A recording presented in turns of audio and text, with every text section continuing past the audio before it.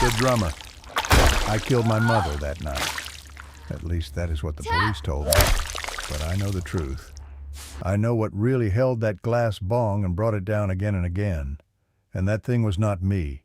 If you're listening to this story, I am begging you never smoke anything you do not know the origin of.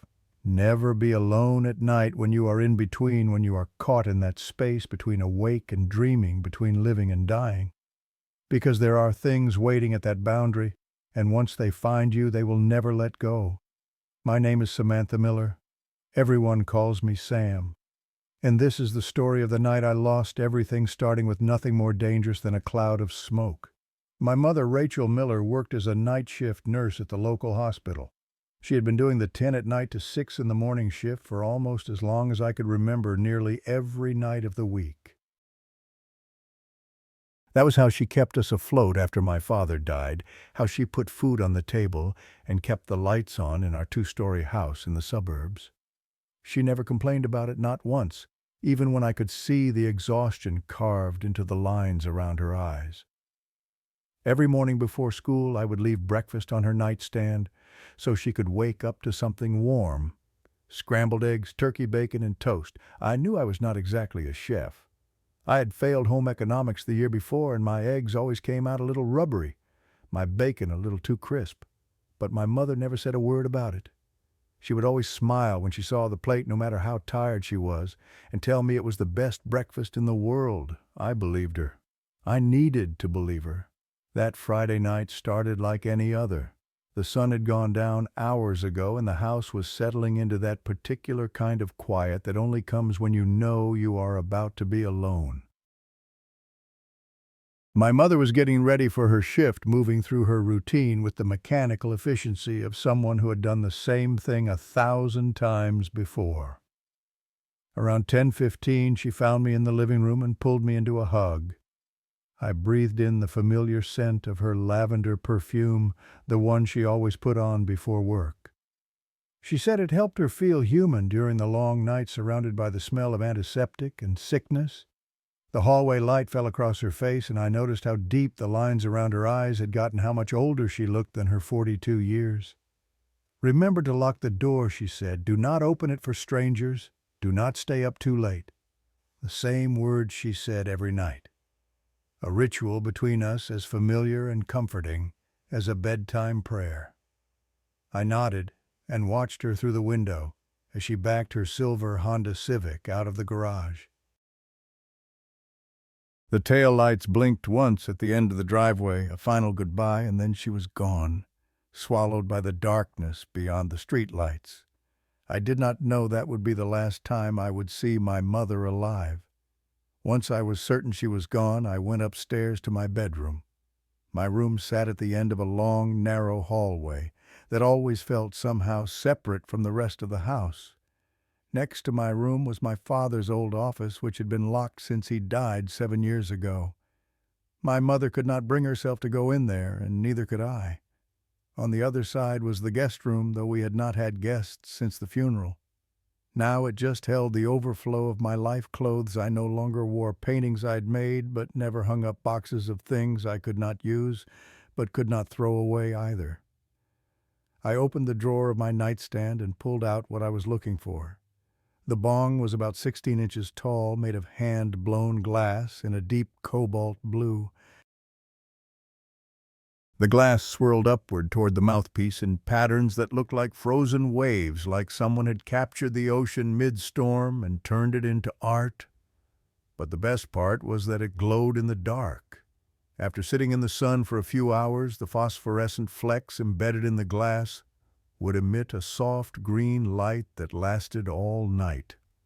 I had bought it from an art shop in town about 6 months earlier, using money I had saved from my part-time job at the coffee shop near school. It was expensive, more than I should have spent, but I loved it. It was beautiful in a way that felt almost sacred. Nothing like the cheap plastic pieces that kids at school passed around at parties. But that night, the bong was not what excited me. It was what I was about to put in it. A few days earlier, I'd met up with Derek, my usual dealer from the next town over. Derek was a white guy in his mid-twenties with long hair he kept in a ponytail and a permanent uniform of flannel shirts and worn jeans. He listened to old psychedelic rock and always had quality stuff at fair prices. I had been buying from him for almost a year with no problems, but that day he seemed different, nervous maybe. He kept looking around the parking lot where we met even though there was nobody else there. "You need to be careful with this," he said when he handed me the small Ziploc bag. "I just got it from a guy out in the desert. He said it comes from some indigenous tribe out there. They use it in rituals to talk to the other side." I looked at what was in the bag. It did not look like any weed I had ever seen. Normal cannabis is green sometimes with hints of purple or orange from the trichomes, but this stuff sparkled. Under the parking lot lights I could see crystals reflecting colors I had never seen in weed before. Red, blue, pink, like someone had sprinkled crushed gemstones over the buds. "Plant matter," Derek said. "That is what the desert guy called it. But listen to me, Sam. Do not use it alone, and do not use it at night." I laughed at him. "Seriously, are you trying to sell this or scare me away from it?" He did not laugh back. That was the first strange thing I should have noticed but chose to ignore. "I am trying to warn you," he said, his voice dropping lower. "But you are a good customer, and you are old enough to make your own choices. Just promise me that if anything feels wrong, anything at all, you will stop immediately." "Okay." I shrugged and handed him $40. He called it the test price, cheaper than his usual rate because I was helping him figure out if he should buy more. "One more thing," Derek called out as I was walking away. "The desert guy told me that if you hear tapping, do not look." Tapping. What does that mean? But Derek was already getting into his car, and a moment later he was gone. Now sitting on my bed with the bag of plant matter in my hands, I remembered his warning and felt a small chill run down my spine. But only a small one. I was 16 years old. I thought I was invincible. I thought warnings were just marketing tricks to make products seem more exotic and mysterious. Indigenous tribes, rituals talking to the other side. It all sounded like something someone made up to justify charging more money. I opened the bag and breathed in. The smell that hit me was not quite like normal weed. There was something else underneath the familiar skunky scent, something older.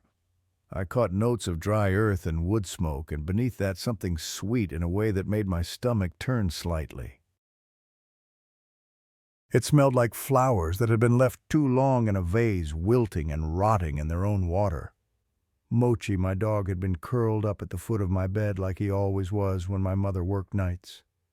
He was a small mutt, brown and white with floppy ears, and he had been my shadow ever since I adopted him from the shelter 3 years ago. But when I opened that bag, his head snapped up like I had screamed his name. He stared at the bag in my hands. Then he made a sound I had never heard him make before, a low, keening whine that seemed to come from somewhere deep in his chest. His ears flattened against his skull, and I could see the whites of his eyes.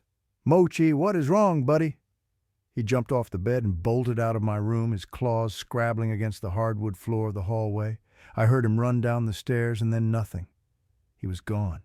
Probably just thirsty, I told myself, or maybe he needs to go outside. I did not think about it too hard.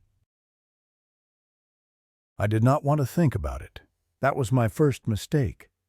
As I was grinding up the plant matter, I heard a soft creak from the room next door. My father's old office, the one that had been locked for 7 years. My heart stuttered in my chest. Just the house settling, I told myself. Old wood expands and contracts with the temperature. Happens all the time. I did not let myself think about how I had lived in this house my entire life and had never heard that particular sound before. I finished grinding the weed and looked at what I had made. Even crushed into a fine powder, it still sparkled under my bedroom light, those strange crystals, catching the glow and throwing it back in colors that should not exist in any plant. Beautiful, I thought. Strange and beautiful.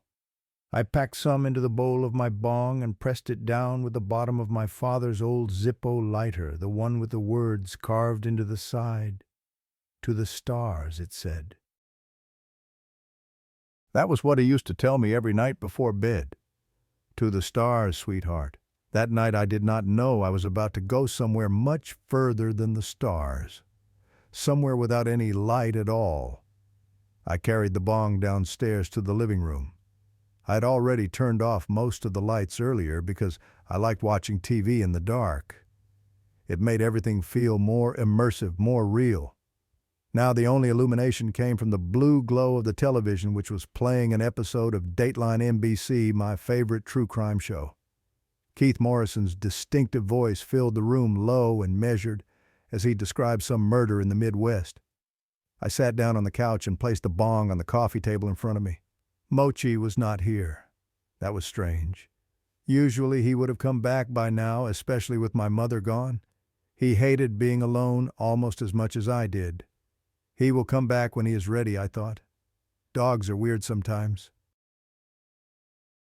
I picked up the bong, flicked the Zippo, and took my first hit. The smoke filled my lungs hot and thick. It tasted like normal weed at first, that familiar herbal burn at the back of my throat. But then came something else, bitter orange, a hint of musk, and that sweet, rotting undertone coating my tongue like honey that had been left to ferment. I exhaled, and the smoke curled through the air in front of me, twisting and spiraling in the blue light from the TV. For a moment, the shapes almost looked like figures dancing like shadows given form. I blinked, and they were just smoke again. For the first few minutes, nothing happened. I started to think Derek had scammed me with some fancy-looking oregano. Then I felt it, a wave of warmth spreading from my chest outward, flowing down my arms and legs like someone was slowly pouring warm water into my veins. My muscles relaxed without my permission, going loose and heavy. My eyelids drooped suddenly, weighing 1,000 pounds each. The couch beneath me seemed to shift, the cushions molding to my body in a way they never had before. It felt like the furniture was hugging me, pulling me deeper into its embrace. I was sinking and floating at the same time, impossibly heavy and impossibly light. Dateline was still playing. Keith Morrison was still talking, but his voice sounded strange now, stretched and warped like someone was playing the audio at the wrong speed. The shadows in the corners of the room seemed darker than before, thicker, like they were watching me. Just the weed, I thought, my mind already starting to fog. Just a strong high, it will pass. My eyes closed. I did not feel myself fall asleep. When I opened my eyes again, the world had changed. It was not the gradual awakening of a normal sleep where consciousness seeps back slowly and you have a few moments of comfortable confusion before you remember where you are. This was instant, like someone had flipped a switch in my brain. One second I was in darkness, the next my eyes were wide open and I was staring at the ceiling of my living room. The first thing I noticed was the silence. The TV was off. I did not remember turning it off. The second thing I noticed was the darkness. Every light in the house had been extinguished. Not just the living room, but the hallway light I always left on, the kitchen light above the stove, even the little night light in the bathroom. The house was drowning in blackness, the kind of dark that felt almost solid, like you could reach out and touch it. The third thing I noticed, and this was the thing that made my heart freeze solid in my chest, was that I could not move. I tried to lift my arm, my fingers twitched barely, but the effort left me gasping as if I had just run a mile. I tried to turn my head. Nothing. I tried to open my mouth to scream. Only a strangled whimper escaped, so weak that I could barely hear it myself. My entire body from the neck down had been paralyzed. I was a prisoner in my own flesh, trapped on my own couch in my own house. Sleep paralysis, I told myself, grasping desperately for any rational explanation. I read about this on Reddit once. It happens when your brain wakes up before your body does. It is a side effect of certain drugs. It will pass. It has to pass. But then I heard it. From upstairs, a single creak. I knew that sound. I had lived in this house for 16 years, and I knew every noise it made. The groan of the pipes in winter, the rattle of the windows when the wind picked up, the specific squeak of each step on the staircase. That creak had come from the top of the stairs. There was something on the second floor, and as I lay there frozen and helpless, I heard another creak and another. It was coming down. Slow, deliberate, one step at a time. And with each step, a new sound joined the creaking of the old wood, a soft tapping, rhythmic, steady, like fingers drumming against the banister. If you hear tapping, do not look. But I could not look away even if I wanted to. I could not close my eyes.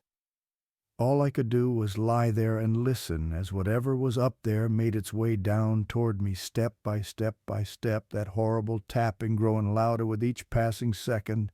And somewhere in the depths of my paralyzed body, in the part of me that still remembered what it was like to feel a single thought crystallized with perfect clarity, I should have listened to Derek. There is a kind of fear that makes you want to run. There is a kind of fear that makes you want to scream. And then there is the kind of fear I was experiencing, the kind that makes you desperate to do both of those things while your body refuses to obey a single command. Lying there on the couch in the living room of the house where I had spent my entire life, I experienced the most primal terror a human being can feel, complete and total helplessness. I focused everything I had on my right hand. Move, I commanded it. Just move. A twitch. That was all I got. My fingers spasmed weakly, and that tiny motion drained me as thoroughly as if I just sprinted a marathon. Sweat began to bead on my forehead, rolling down my temples and pooling in the hollow of my throat. I could not wipe it away. I could not do anything. The paralysis was absolute. I was a mind trapped in meat, a consciousness locked inside a prison of bone and muscle that had stopped taking orders. Creak, the second step from the top.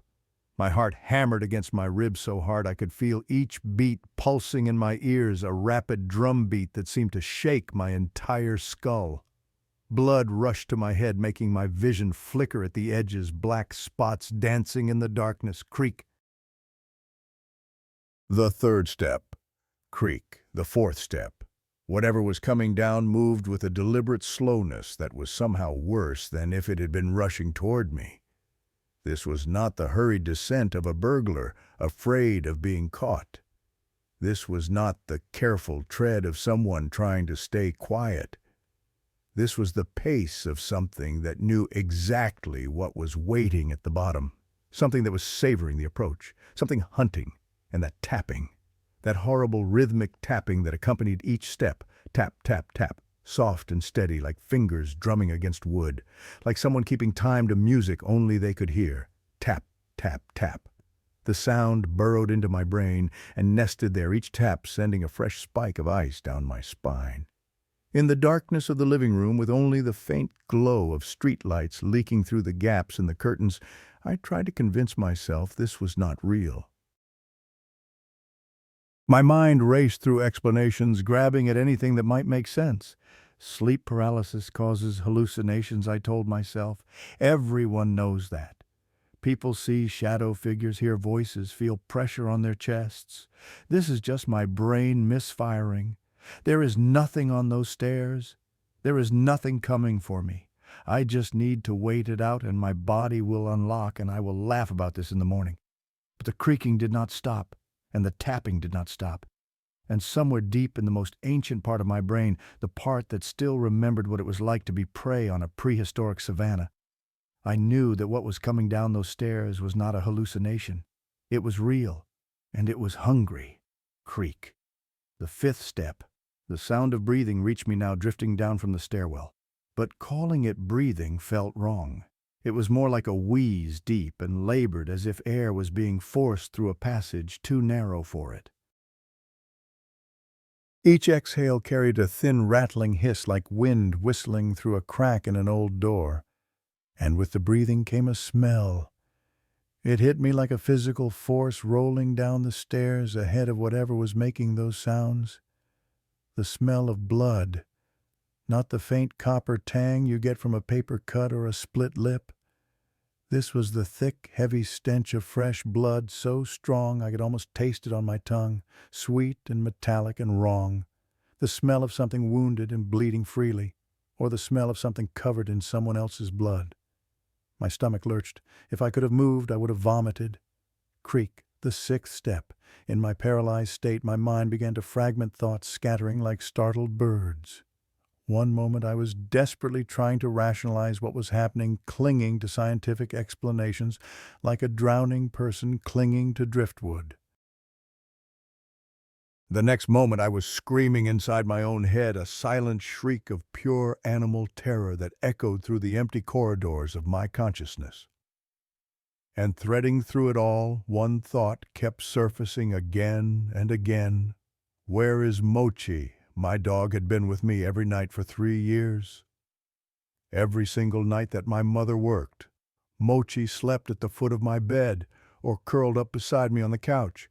He was small, but he was fierce when he needed to be. He had once chased a raccoon out of our backyard, barking with the fury of a dog 10 times his size. If something was in the house, Mochi would be going insane right now.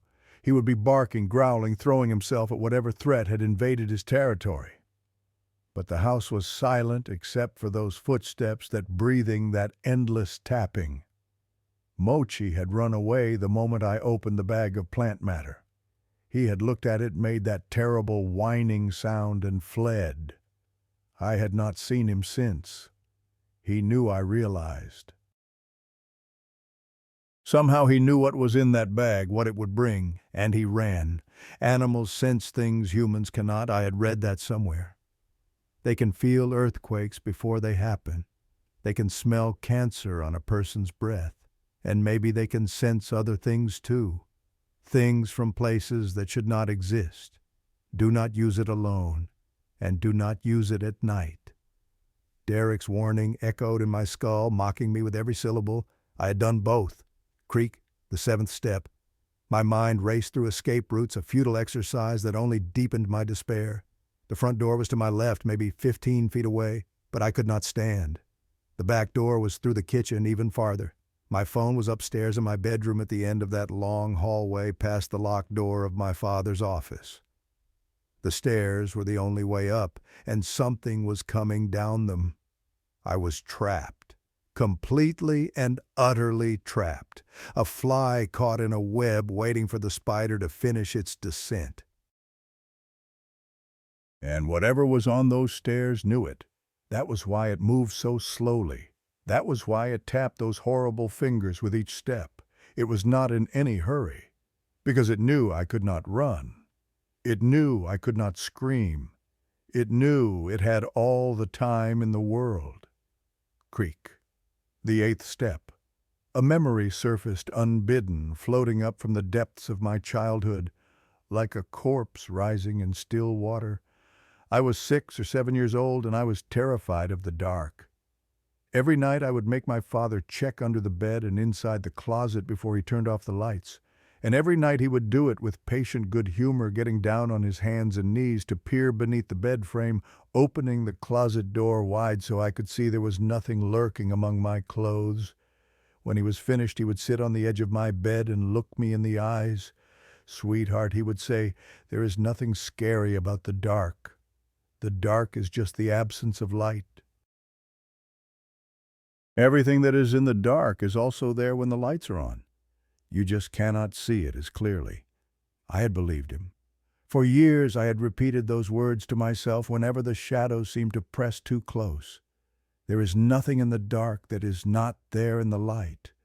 But my father had been wrong. There are things that live only in the darkness.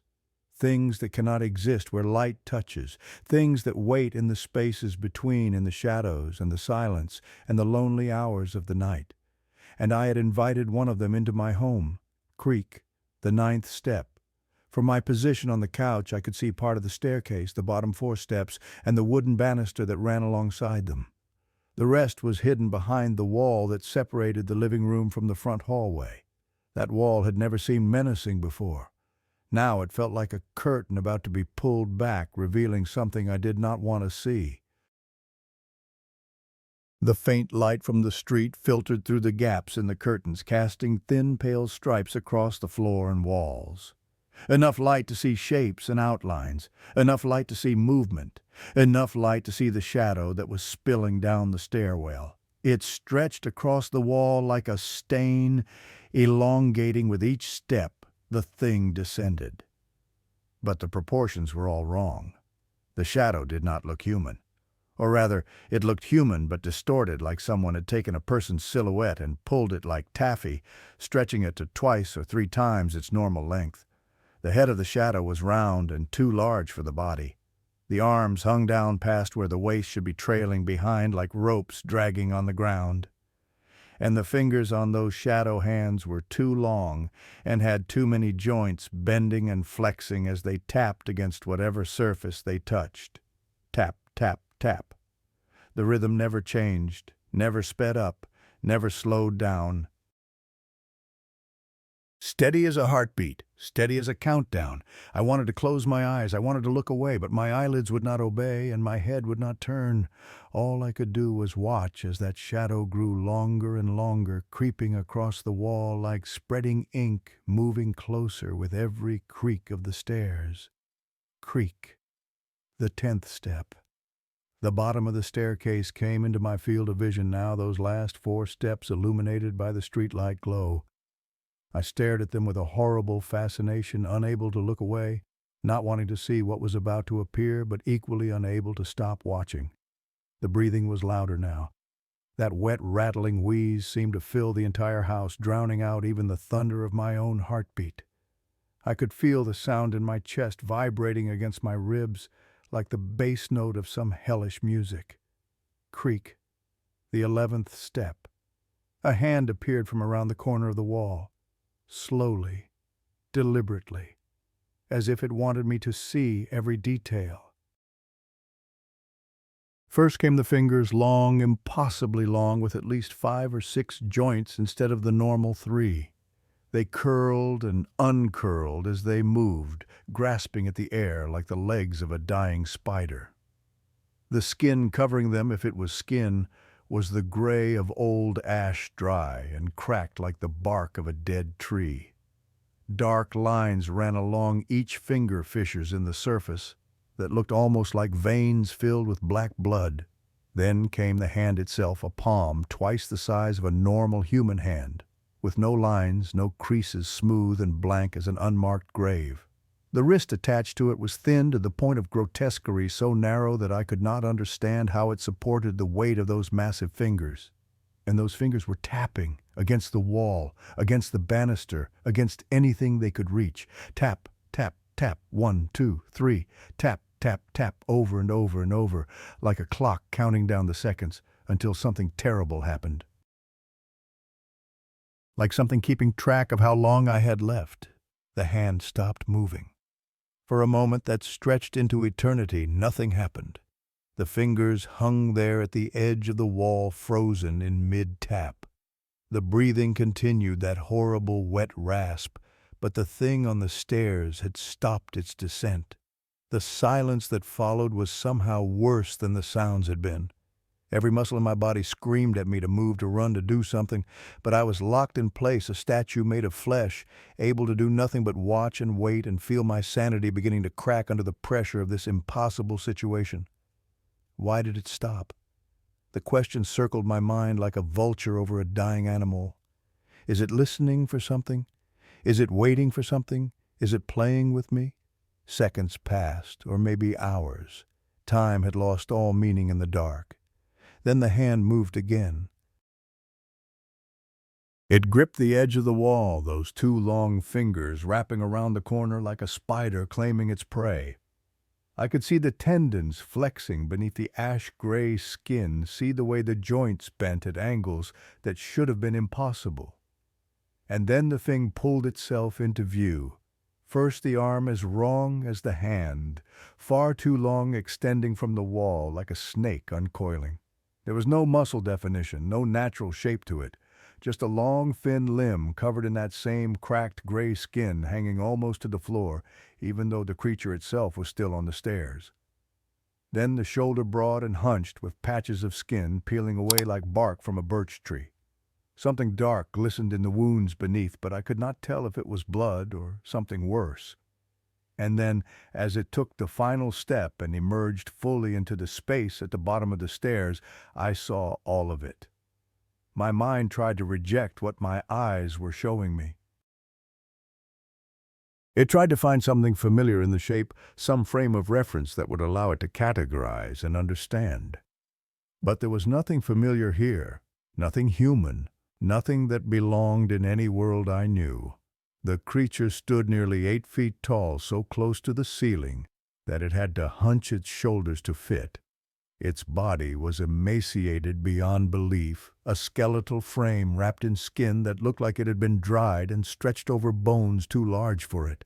I could see every rib pressing against that skin, every vertebra of its curved spine, every joint where bone met bone. It should not have been able to stand. It should not have been able to move. It looked like something that had been dead for 100 years, preserved in some nightmare mausoleum. Its legs were long and bent wrong at the knees, the joints seeming to flex backward like the hind legs of a dog. They ended in feet that I could not see clearly in the darkness, but I could hear them when they moved, a wet slapping sound against the hardwood floor like bare meat being dropped onto a butcher's block. Its arms hung down past its knees, those terrible hands nearly dragging on the ground. Even now, even standing still, the fingers kept moving. Tap, tap, tap. Against its own thighs, against the wall beside it, against the air itself. Tap, tap, tap. Like it could not stop. Like the tapping was as involuntary as breathing. But the worst part, the part that made me want to claw my own eyes out just so I would not have to see it anymore, was the face. It had no eyes, not empty sockets, not eyes that had been removed. The space where eyes should have been was simply smooth skin, unbroken and unmarked, as if whoever or whatever had made this thing had simply forgotten to include them. And below that blank expanse of flesh taking up most of the rest of the face was a mouth. A mouth that stretched from one side of its head to the other, a mouth that was open. There were no teeth. No tongue that I could see, just gums, red, swollen, glistening wet with blood that dripped slowly down its chin and pattered onto the floor below. The gums looked raw and infected, like something had torn out every tooth and left the flesh to rot. From that gaping hole came the breathing sound, that wet, rattling wheeze that I had been hearing since it started down the stairs. From this close I could see the dark void beyond the gums, the black nothing of a throat that seemed to go down forever. It did not look at me. It could not look at me. It had no eyes, but it knew exactly where I was. I could feel its attention on me like a physical weight pressing down on my chest, making it hard to breathe. Even without eyes, even with that blank and horrible face, it saw me. It perceived me in some way that I could not understand. And what I felt from it was not just hunger. It was recognition. It was satisfaction. It was the feeling of a predator that had finally cornered its prey after a very, very long hunt. The creature took a step toward me. Its leg bent backward at the knee, then snapped forward, carrying it closer with a movement that looked more like a puppet being jerked on strings than anything organic. The wet, slapping sound of its foot against the floor seemed impossibly loud in the silence. Tap, tap, tap. Its fingers drummed against its thigh as it moved. Another step, 2 meters away now, maybe less. The smell was overwhelming blood and decay, and that ancient tomb-like mustiness that made me think of things buried deep underground, things that had been dead for so long they had forgotten what it meant to live. I tried to scream. My throat convulsed my vocal cords, straining against the paralysis, but all that emerged was a thin, strangled whimper, barely louder than a breath. The creature's head tilted at the sound. A slow mechanical motion accompanied by a crackling noise like dry twigs being snapped. It was listening. Even without ears that I could see, it was listening to my pathetic attempt at a cry for help. And then it did something that shattered what little remained of my hope. It smiled. The corners of that enormous mouth curled upward, stretching the face in ways that human faces were never meant to stretch. More blood seeped from the gums as the smile widened, dripping down to join the pool that was forming on my living room floor. It was enjoying this, my fear, my helplessness, my complete and utter inability to do anything but lie there and watch it approach. It was feeding on my terror. Another step, 1 meter. I could see every crack in its skin now, every fissure where that gray flesh had split to reveal the darkness underneath. I could see the way its chest did not rise and fall with its breathing, as if the sound it made was not connected to any actual respiration. It stopped beside the couch, looking down at me with its eyeless face, still smiling that horrible, gumless smile. And then slowly, with the same deliberate patience it had shown, descending the stairs, it began to lower itself toward me. Those long arms reached out, those terrible fingers extended. I felt them touch my face, cold, cold beyond anything I had ever experienced. Cold like touching the void between stars, dry, dry like autumn leaves crumbling to dust. The fingers traced along my cheek, almost gentle, almost tender, like a lover's caress, like a butcher examining meat. The creature's breath washed over me, that wet wheeze filling my nostrils with the stench of old blood and ancient decay. Up close I could see into its mouth, see the ragged gums, see the darkness beyond that seemed to go on forever, a tunnel into nothing. Its mouth opened wider, wide enough to fit my entire face inside. And from somewhere in that black throat, from some depth that should not have existed in any earthly creature, a voice emerged. Not spoken, not quite. More like a vibration in the air, a frequency that bypassed my ears and resonated directly in my skull. One word that I understood, even though it was not in any language I knew. Finally. The fingers continued their exploration of my face, tracing my jawline, my forehead, the curves of my ears, learning me, memorizing me, and I realized with a horror that went beyond anything I had felt before that this thing had been waiting for me. Not just tonight. Not just since I smoked the plant matter. It had been waiting for a very, very long time. And now its wait was over. The creature's smile widened even further, blood streaming down its chin, and it began to lower its mouth toward my face. In that moment, with those cold fingers tracing my skin and that gaping mouth descending toward my face, something inside me shifted. It was not courage. I want to be clear about that. Courage implies a choice, a decision to be brave despite your fear. This was not that. This was something older, something deeper, something that came from a place in my brain that had existed long before humans invented words like courage or bravery. This was the survival instinct of a cornered animal. As the creature's breath washed over me, as the stench filled my nostrils, as the darkness of its throat loomed closer like an open grave, waiting to swallow me whole, my eyes moved. It was the only part of me that could still obey my commands. And in that desperate sideways glance, I saw something that changed everything. The bong. It was still sitting on the coffee table where I had left it before I fell asleep. The street light glow caught the blue glass, making it gleam faintly in the darkness. But more than that, I could see the phosphorescent flecks embedded in the glass beginning to emit their soft green light, the stored energy from the afternoon sun finally releasing itself into the night. A faint green glow in the endless dark, a weapon within reach, if I could reach it. The creature's fingers were still on my face, those too many joints bending and flexing as they explored my features. It was taking its time, savoring the moment, so confident in my helplessness that it did not even consider the possibility of resistance. And maybe that was its mistake. Inside my skull, a voice spoke, not the creature's voice, that horrible vibration that had said finally. This voice was different. This voice was mine, but not mine. It came from that ancient place, that survival place, that part of me that had kept my ancestors alive through ice ages and famines and all the other horrors that human beings had faced since the first of us crawled out of the primordial mud. You will not die here, not a plea, not a hope, a command. You will not die on this couch in your own living room. You will not let this thing take you without a fight. You will not move. I focused everything I had on my right arm, every scrap of will, every ounce of energy, every desperate prayer to whatever gods might be listening. Move!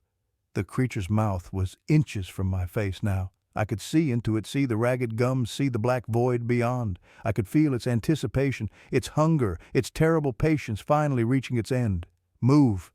Something sparked in my arm, a tingling sensation like blood returning to a limb that had fallen asleep. It was faint, barely there, but it was something.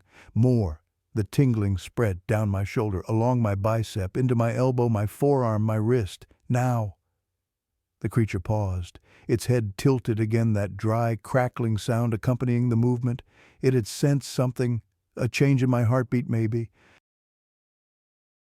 a shift in my breathing, some subtle sign that its prey was no longer as helpless as it had seemed. For a fraction of a second it hesitated, and in that fraction of a second my arm moved. Not much, not gracefully. It was more like a spasm than a deliberate motion, my muscles firing chaotically after so long in paralysis. But it was enough. My hand shot out, fingers grasping blindly, and closed around the neck of the bong. The glass was cold against my palm, solid, real. 16 inches of hand-blown art that I'd bought 6 months ago because I thought it was beautiful. Now it was a weapon. The creature reacted. Its head snapped back, that enormous mouth opening wider in what might have been surprise or might have been anger. Those long arms reached for me, fingers spread wide, ready to pin me down again. But I was already moving. I do not know where the strength came from. A moment before I could not twitch a finger without exhausting myself. Now I was swinging the bong with everything I had, putting my whole body into the motion, screaming a scream that had been building inside me since I first heard that creak at the top of the stairs. The glass connected with the side of the creature's head. The sound it made was not the dull thud you might expect from hitting something soft. It was a sharp crack, like a baseball bat connecting with a fastball, like ice breaking on a frozen pond. The impact vibrated up my arm through my shoulder, rattling my teeth. The creature's head snapped to the side. Something sprayed from the point of impact, spattering across my face, my chest, the couch cushions behind me. Black. The blood was black, not red like human blood, not even dark red. This was the black of oil, of tar, of the empty spaces between stars. It was thick and viscous, and it stank of something ancient, something that had been rotting since before humans existed. The creature staggered backward, that horrible mouth opening and closing soundlessly. For the first time since it had appeared, it seemed uncertain, confused. The thing that had descended those stairs with such patient confidence was now reeling from an attack it had not anticipated. Good. I was on my feet now. I did not remember standing up. The paralysis had shattered, completely broken by adrenaline and terror and the desperate need to survive.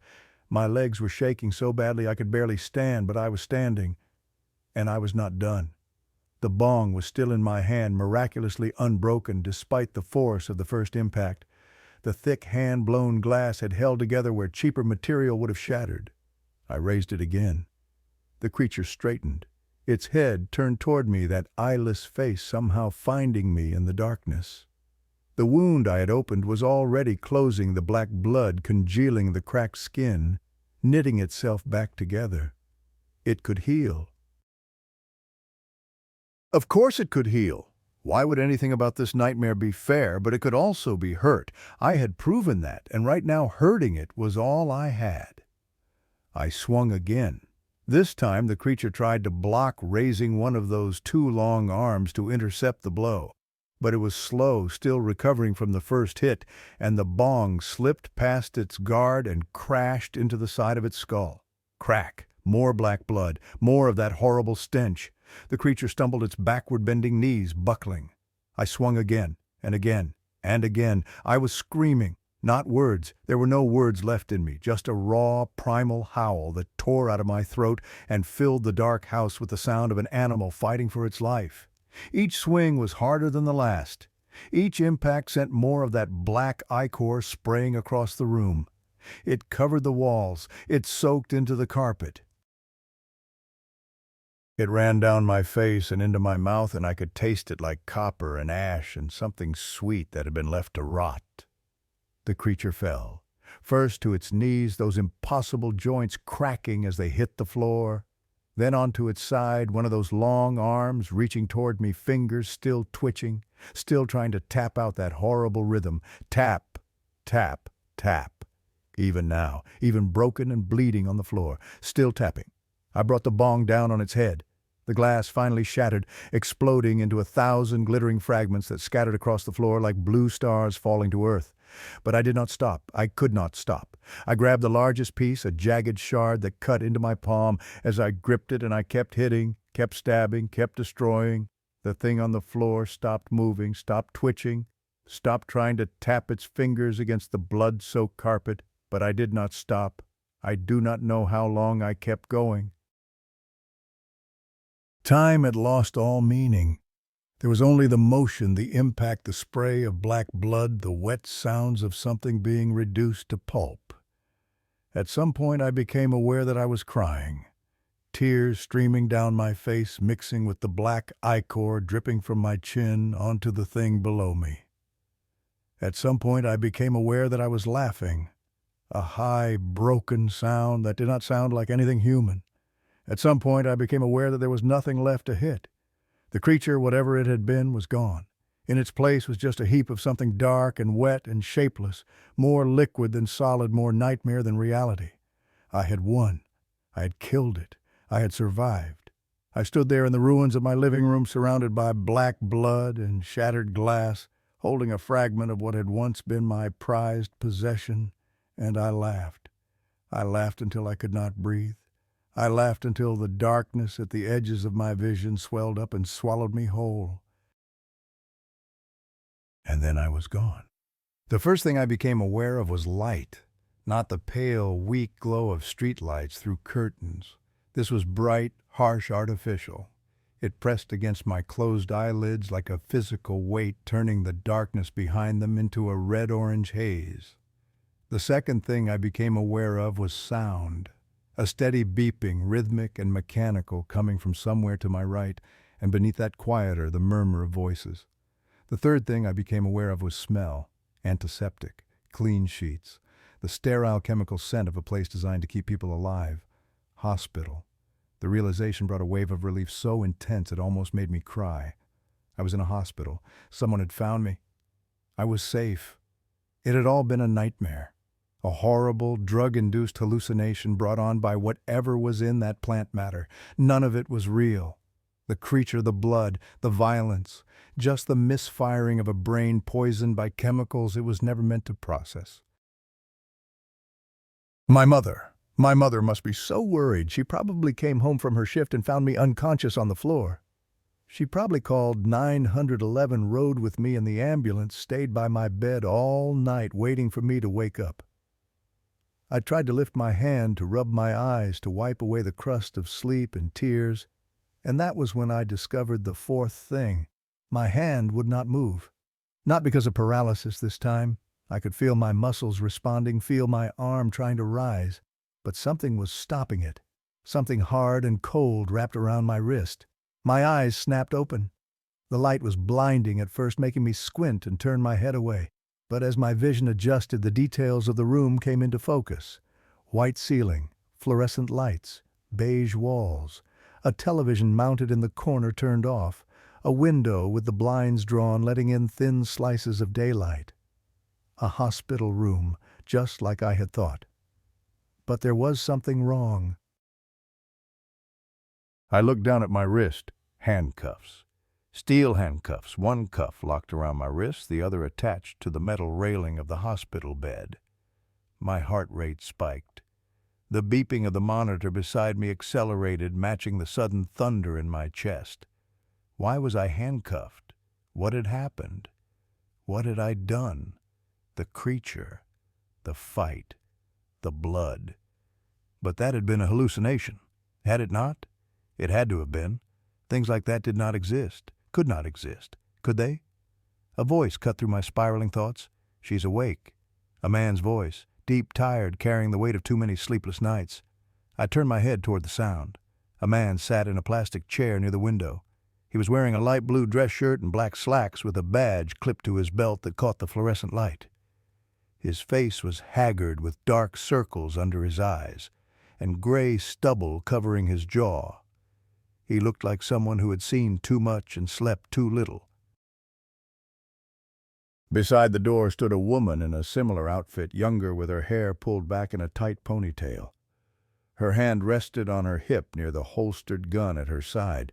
2 police officers in my hospital room while I was handcuffed to the bed. The pieces began to fall into place in my mind, but the picture they formed made no sense. None of this made any sense. "Where's my mom?" I tried to say, but my voice came out as a croak, my throat raw and dry, as if I'd been screaming for hours. The man stood up and walked toward the bed. His movements were slow, deliberate, the way you might approach a wounded animal that you were not sure was dangerous. "My name is Detective Marcus Webb," he said. "I need to ask you some questions about what happened last night." I swallowed, trying to generate enough saliva to speak. "What happened?" I managed. "There was something in my house, a creature. It came down the stairs and I had to fight it. Is my mom okay? She was at work." She should have been at work. Detective Webb looked at me for a long moment.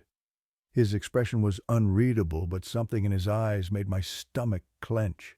"Miss Miller," he said slowly. "What do you remember about last night?" I told him. "Everything.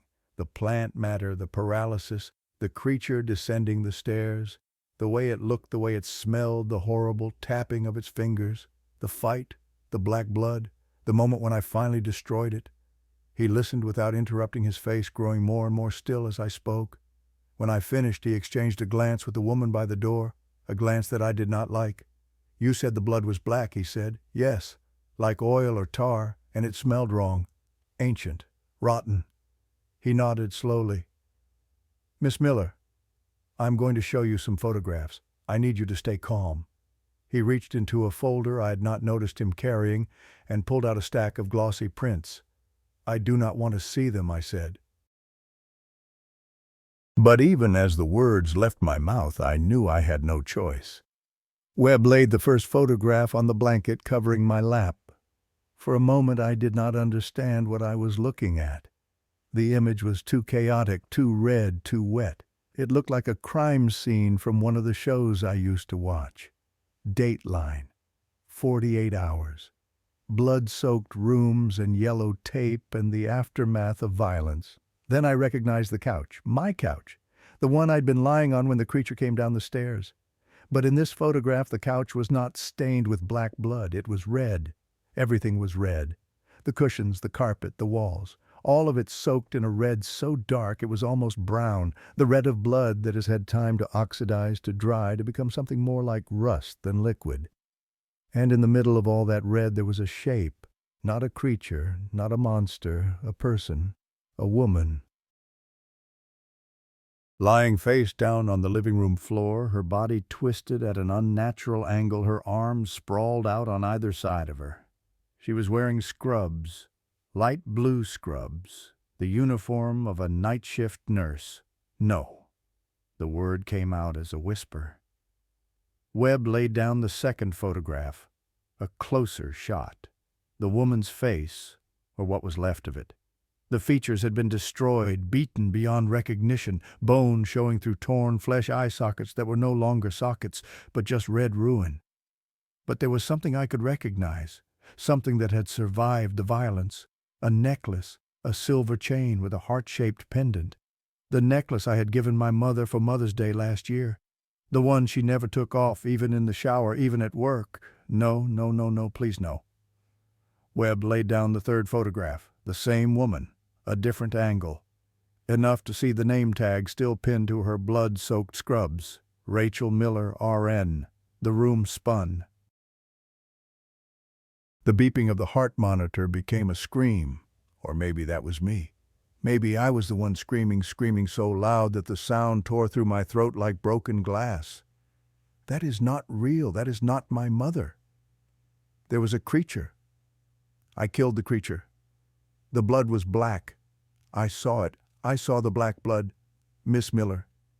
It was not my mother. It could not be my mother. She was at work. She was supposed to be at work. She was supposed to be safe at the hospital, helping people, saving lives, coming home in the morning to eat the terrible breakfast I left for her.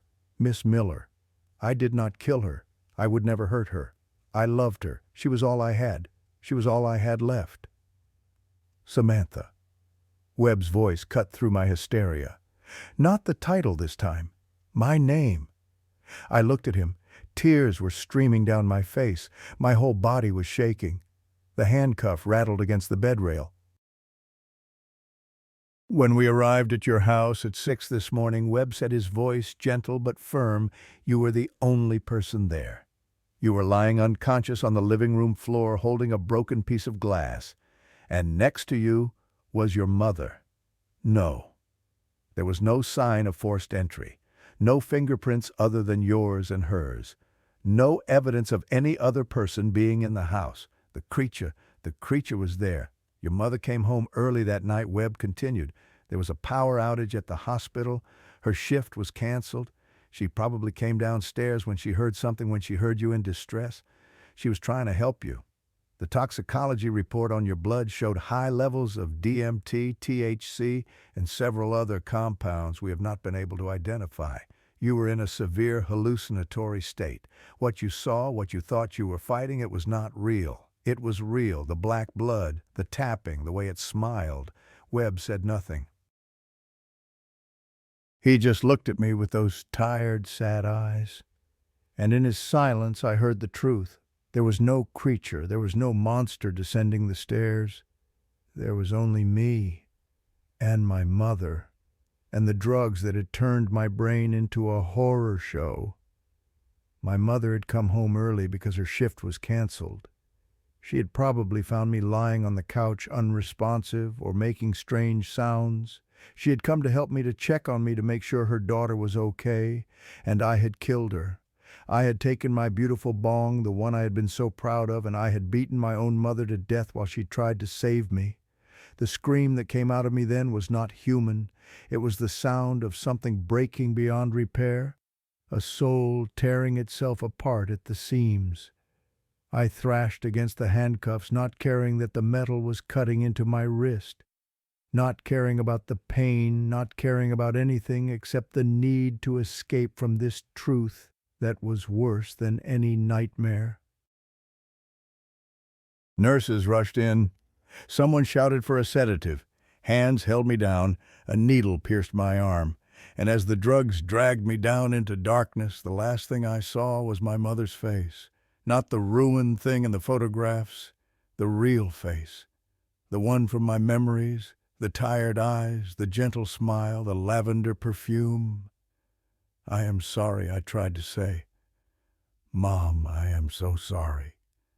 But the words never made it out. 3 weeks later, Detective Webb came to see me at the psychiatric facility. I had been transferred there from the hospital, a place with white walls and locked doors and staff who spoke to me in soft voices as if I might shatter at any moment. Maybe they were right. Most days I felt like I was made of glass, held together by nothing but medication and the stubborn refusal of my body to simply stop existing. The facility was quiet, too quiet. It sat on the outskirts of the city, surrounded by empty fields and distant trees. At night, the darkness outside my window was so complete that it felt like the rest of the world had simply ceased to exist. I had not cried since that first day in the hospital. Something inside me had shut down some valve that controlled emotions, and now I just felt empty, hollow, like someone had scooped out everything that made me human and left behind only a shell.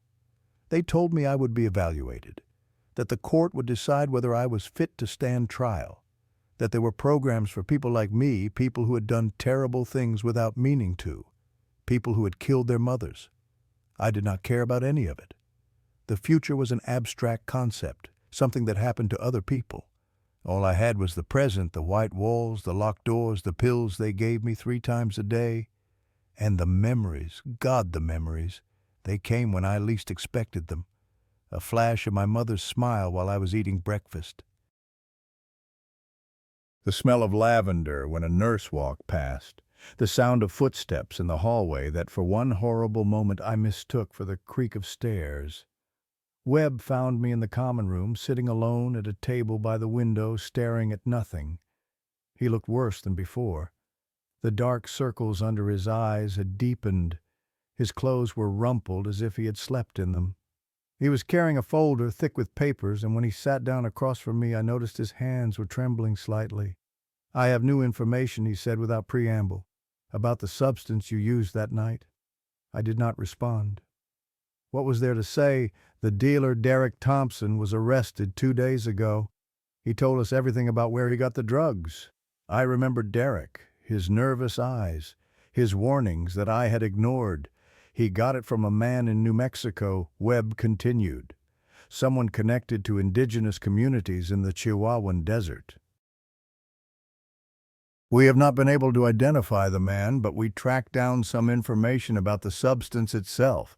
He opened the folder and spread some papers on the table between us. I glanced at them without interest. Scientific reports, chemical analyses, words I did not understand. The lab found DMT and THC, which are common enough, but there were also at least 5 other compounds that we could not identify. They do not match anything in any botanical database we have access to. I looked up at him. "What does that mean?" "It means," Webb said slowly, "that whatever you smoked that night, part of it came from something that according to science should not exist." Something stirred in my chest, something that felt almost like hope, though hope seemed like a cruel joke at this point. After Derek was arrested, I did some research, Webb continued. I contacted anthropologists, historians, anyone who might know about indigenous rituals in that region. One of them told me about something called the drummer. The drummer. The word hit me like a physical blow. My hands, which had been lying limp on the table, clenched into fists. According to the legend, the drummer is an entity that exists at the boundary between the living and the dead. It is attracted to people who are in between people caught in transitional states, between waking and sleeping, between consciousness and unconsciousness, between life and death. The paralysis, I whispered. I could not move. I was trapped between being awake and being asleep. The substance you used, the plant matter, it is apparently part of an old ritual, a ritual designed to put people into exactly that state. But the ritual was never supposed to be performed alone. There were always other practitioners present to protect the person in the trance, and it was never supposed to be done at night. "Do not use it alone," I said, my voice shaking, "and do not use it at night." Derek told me that. "He warned me," Webb nodded. "According to the legend, night is when the drummer is strongest, when the boundary between worlds is thinnest. If you use the substance alone at night, you are essentially sending out an invitation, opening a door." I felt sick. I had not eaten much in weeks, but what little was in my stomach was threatening to come back up. "There is one more thing," Webb said. He hesitated as if unsure whether to continue. "When we processed the crime scene, there was a detail that I did not include in the official report, because it did not make sense, because I could not explain it." "What detail?" "On the wall of your living room among all the blood, there was a message, written in blood." I stared at him. "It was just one word," Webb said, "but it was clearly deliberate. Someone had taken the time to write it carefully using their finger." "What word?" Webb pulled out one final photograph and placed it in front of me. The image showed a section of wall from my living room. The wall was covered in dried blood, smeared and splattered in chaotic patterns. But in the middle of the chaos there was a word, written in careful, deliberate strokes. One word. Finally. My breath caught in my throat. Finally. The word the creature had spoken. The vibration in my skull. The last thing it said before I found the strength to move, to fight, to kill. Finally. "We compared the handwriting to yours," Webb said. "It does not match. We compared it to your mother's. It does not match either." "Then who wrote it?" Webb looked at me for a long moment, and for the first time I saw something in his eyes that I had not expected to see. Fear. "I do not know," he said. "That is what scares me." He gathered up the photographs and the papers, tucking them back into his folder. When he stood up, he paused as if there was more he wanted to say but could not find the words. "I do not know what happened in your house that night," he said finally. "The official report says drug-induced psychosis. That is what the evidence supports. But there are things about this case that I cannot explain. Things that keep me up at night." He looked down at me, and for a moment the professional mask slipped, revealing the tired, frightened man underneath. "I have been a detective for 15 years, he said. "I have seen a lot of terrible things, but I have never seen anything like this, and I hope I never do again." He turned to leave, then stopped at the door. "For what it is worth," he said without looking back, "I believe you. I do not understand it, and I cannot prove it, but I believe you saw something that night. Something real." Then he was gone. And I was alone with the photographs, alone with the word, finally, as if something had been waiting for a very long time, as if I had been exactly what it was looking for. The weeks that followed blurred together into a gray haze of medication and therapy sessions and long nights staring at the ceiling of my room.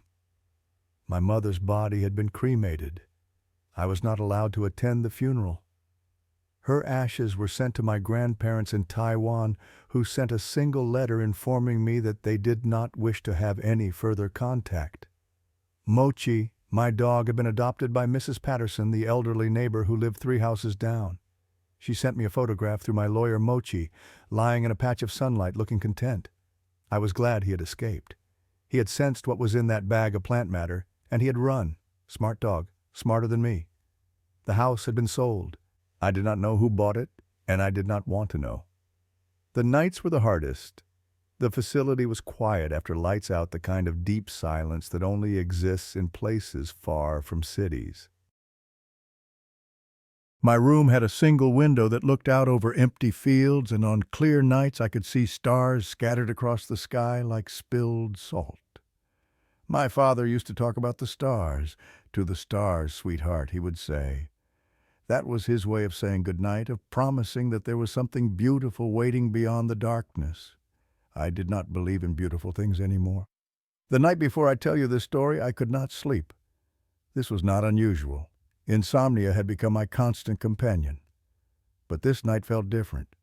The air in my room seemed heavier than normal, pressing down on my chest. And there was a feeling, a prickling at the back of my neck that I had not felt since that night in my living room. The feeling of being watched. I told myself it was nothing, paranoia, a side effect of the medication. I had been evaluated by psychiatrists, tested by doctors, monitored by staff for weeks. If there was something wrong with me beyond the obvious, they would have found it. There was nothing in my room. There was nothing outside my door. I almost believed it. Then I heard the sound. Tap, tap, tap. Soft, rhythmic, coming from somewhere outside my door. My heart stopped. For a moment I was back in my living room, lying paralyzed on the couch, listening to something descend the stairs. It is just a nurse, I told myself, someone doing their rounds. Footsteps in the hallway, tap, tap, tap. The sound was closer now, right outside my door. I pulled the covers up to my chin. My eyes were fixed on the door, on the thin strip of light visible beneath it. A shadow passed through that light, long, wrong, the proportions of something that was not human. The door handle turned, slowly, deliberately. But the door did not open. It was locked from the outside. The handle stopped moving. Silence. Then from the other side of the door I heard a voice, not spoken aloud. A vibration that bypassed my ears and resonated directly in my skull. One word, "not yet." The shadow moved. The tapping resumed, growing fainter, as whatever was outside walked away down the hallway. I lay there for the rest of the night, shaking, staring at the door, waiting for it to come back. It did not. When morning came, I asked the night nurse about the rounds. Had anyone walked past my room around 2 in the morning? She checked the logs and shook her head. No one had been in that hallway between midnight and 6. The security cameras had recorded nothing. I was not surprised. The drummer did not show up on cameras. It existed in the spaces between, and when it moved through our world, it left no trace except in the minds of those unlucky enough to perceive it. It had found me again, and it was not finished. I am writing this down because I need someone to know the truth, not the truth that will be in the official reports. Not the story about a teenager who took too many drugs and killed her mother in a psychotic episode. That is the truth that makes sense. But there is another truth, a harder truth. A truth that most people will refuse to believe because believing it means accepting that the world is not as safe as we pretend it is. There are things that exist beyond the boundaries of what we can see and understand. Things that wait in the darkness, in the spaces between waking and sleeping, between life and death. Things that are attracted to vulnerability, to isolation, to the altered states of consciousness that humans have always sought through drugs and rituals and prayers. The plant matter was a key. It opened a door that should have stayed closed. And something came through that door, something old and patient and hungry. The drummer. I do not know what it wants. I do not know why it chose my mother or why it used my hands to kill her. I do not know what finally means or what not yet is warning me about, but I know that it is still out there, still waiting, still watching. And I know that I am not the only one. I was about to finish writing this when a nurse appeared at my door. "Sam," she said, "you have a visitor." I looked up confused. No one visited me. My grandparents wanted nothing to do with me. I had no other family. "Who is it?" a police officer. "He says he has some final questions about your case." My case had been closed for weeks. There were no more questions. Everything that could be asked had been asked. But I stood up and followed the nurse down the hallway. The visiting room was small, with a metal table bolted to the floor, and plastic chairs on either side. A man sat in one of the chairs, his back to me. He was wearing a police uniform, dark blue. His hair was black, cut short. He looked completely ordinary. I walked around the table to face him. "Hello," I said. "The nurse said you had questions." The man turned to look at me. His face was normal, average, the kind of face you would forget a moment later. But his eyes were wrong. They had no pupils, just two pools of absolute darkness, black as the void between stars. And his mouth, when he smiled, stretched too wide enough for me to see his gums red and swollen and glistening with blood. "Hello, Sam," he said, and his voice was a vibration in my skull. "Finally, we meet again." I tried to run, I tried to scream, but my body would not obey. The man raised one hand, and I saw that his fingers were too long with too many joints, and he began to tap them against the table. Tap, tap, tap. This time he said, "There is no bong to save you." The nurse stepped into the room behind me and closed the door. I heard the lock click. When she turned around, I saw the same black eyes, the same too wide smile. Tap, tap, tap. The lights went out. If you are hearing this, it means someone found what I wrote. It means I am gone. But before I disappear, remember one thing. Once you see the drummer, you belong to it. It will never stop searching. It will never stop watching. And when it decides to claim you, there is no wall that can keep it out, no lock that can hold it back, no light that can drive it away. So if you ever find yourself caught between waking and sleeping and you hear a sound in the darkness, a soft rhythmic tapping like fingers drumming against wood, do not look, do not turn around, do not open the door, because once the drummer finds you, you will belong to it, forever, just like me. That was the story of Samantha Miller. But before you go, I want to ask you something. Have you ever heard a tapping that you could not explain? A soft tap, tap, tap in the middle of the night when you were alone? Have you ever tried something without knowing exactly what was in it? Have you ever felt in the darkness of your room that something was watching you? Leave a comment below. Tell me your story. Because maybe Sam was not the only one. Maybe the drummer is looking for more than just her. Maybe right now it is looking for you. If you enjoyed this video, do not forget to like, subscribe, and hit the notification bell so you never miss another story. Next episode, The Smiling Man, a story about a man whose smile never fades and the children who vanished after seeing his face. Until then, stay safe, lock your doors, and whatever you do, do not answer the tapping.